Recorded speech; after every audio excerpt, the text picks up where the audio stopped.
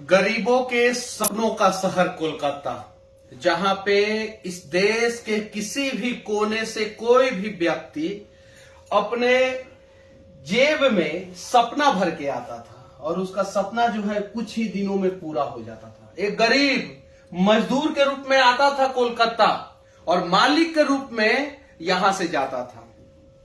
ना जाने कितने लोगों का सपना पूरा किया ये शहर, और आज ये शहर जो है वो बर्बाद हो गया।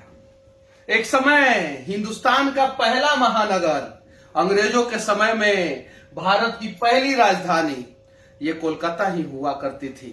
यहां तक कि ब्रिटिश असेंबली में कहा गया था ये बात कि हमने हिंदुस्तान में अगर कुछ पाया है तो वो कोलकाता शहर को पाया है, जो दुनिया का सबसे बड़ा इंडस्ट्रियल सिटी था। दुनिया का एक शहर जिसने ये सिखाया कि सड़कों को पानी से कैसे धोया जाता है। एक शहर जहां पे दुनिया का सबसे आधुनिक ब्रिज हावड़ा ब्रिज बना।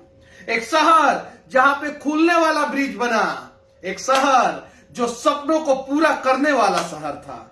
एक शहर उम्मीदों का शहर था, गरीबों का शहर था। वो शहर जो है आज बर्बाद हो गया।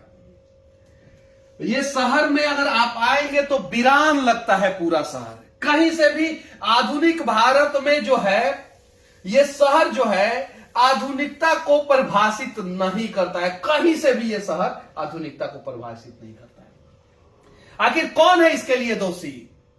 भारत का इंडस्ट्रियल सिटी आज जो है खंडहर हो गया। कहीं कुछ नहीं है। एक बिल्डिंग वहां पे सामने आपको दिखेगा, वो 40-50 मंजिल का। उसके अलावा कोई भी बिल्डिंग देखने के बाद आपको ये नहीं लगेगा, लगता है कि मनहूस शहर हो गया ये। अगर कुछ लोग सोचते हैं कि यहां पे मुसलमानों का दबदबा हो जाएगा और कुछ लोग सोचते हैं हिंदुओं का दबदबा हो जाएगा तो शहर बन जाएगा, नहीं यार।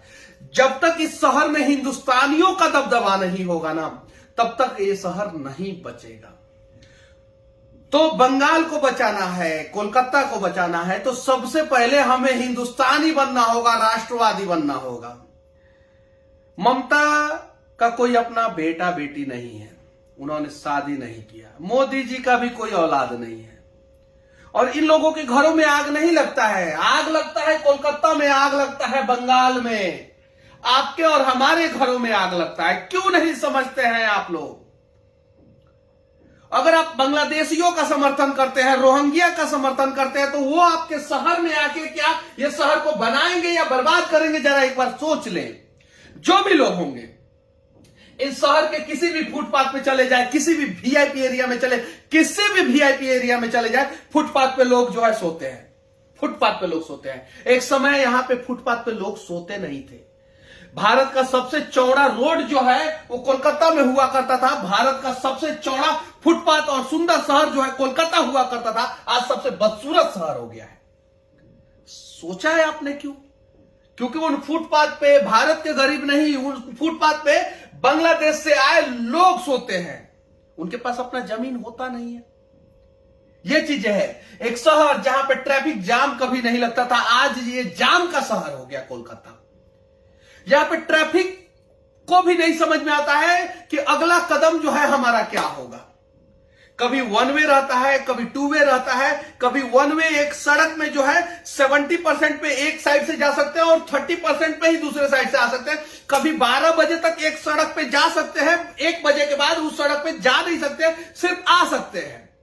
नो एंट्री भी अजूबा तरीके से लगाया जाता है यहां पे। कभी कभी जो है एक सड़क पे बस जा सकता है, प्राइवेट गाड़ी नहीं जा सकता है। कभी कभी प्राइवेट गाड़ी जा सकता है, बस नहीं जा सकता है। गूगल भी कंफ्यूज रहता है और नए लोग आते हैं यहां पे कंफ्यूज रहते हैं। और ट्रैफिक पुलिस से उगाही ही यहां की सरकार की सबसे बड़ी जिम्मेवारी हो गई है। क्योंकि पहले इंडस्ट्री था, इंडस्ट्री से जो है चुनाव के समय में डोनेशन आता था, अब डोनेशन नहीं आता है। तो यहां पे प्राइवेट पुलिस रखा गया है जो थोड़ा सा स्काई ब्लू कलर का जो है कपड़ा पहनते हैं, इससे थोड़ा सा डार्क रहता है उनका। और वो लोग सिर्फ उगाही करते हैं और उगाही करके सरकार को देते हैं और सरकार जो है चुनाव के समय में खर्च करती है पैसा। यहां पे आप पूछिए यहां की ये स्थिति है कि नहीं है। यहां पे उस डिपार्टमेंट में जो पुलिस वाले की भर्ती होती है उनसे पूछा जाता है मार कर वो, यानी मार कर सकते हो तुम। और अगर हाँ मार कर सकते हो तो चलो आओ और ट्रैफिक से उगाही करो। कुछ समझ में नहीं आता। यहाँ पे एक सड़क देखिए, इधर देखिए ध्यान से, इस साइड जो है 70% है, उस साइड जो है 30% है। वो सड़क देखिए 4 लेन है, वहां से आ सकते हैं लेकिन आगे नहीं जा सकते हैं। मतलब कुछ भी नहीं, ऐसा नहीं है कि मैं वीडियो में कुछ भी बोल रहा हूं। आप आके पता कीजिए कि यहाँ का ट्रैफिक जो है ना भूल भुलैया से भी ज्यादा खतरनाक है। यहाँ का ट्रैफिक दुनिया का सबसे खराब ट्रैफिक यहाँ का हो गया है।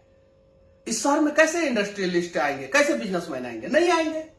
खत्म हो गया ये शहर। खत्म किसने किया है? यहाँ की राजनीतिक पार्टियों से ज्यादा तो इन्हें यहाँ के लोगों ने खत्म किया है। कलम से क्रांति करने वाली भूमि को बर्बाद करने वाले लोग कोई और नहीं, यही के लोग थे।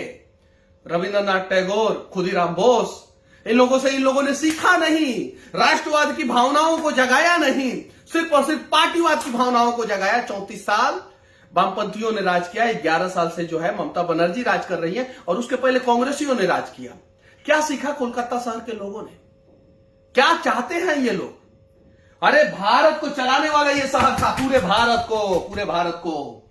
अंग्रेज जो है ना सिर्फ और सिर्फ कोलकाता पे राज करना चाहते थे, सिर्फ कोलकाता पे। इतना बड़ा शहर था और सिर्फ हिंदुस्तान का नहीं, दुनिया का सबसे साफ सुथरा और सबसे बड़ा इंडस्ट्रियल वाला शहर था ये। दुनिया का मैं बात कर रहा हूं, सिर्फ और सिर्फ भारत का नहीं। जितना इंडस्ट्री कोलकाता में था उतना इंडस्ट्री दुनिया में कहीं नहीं था।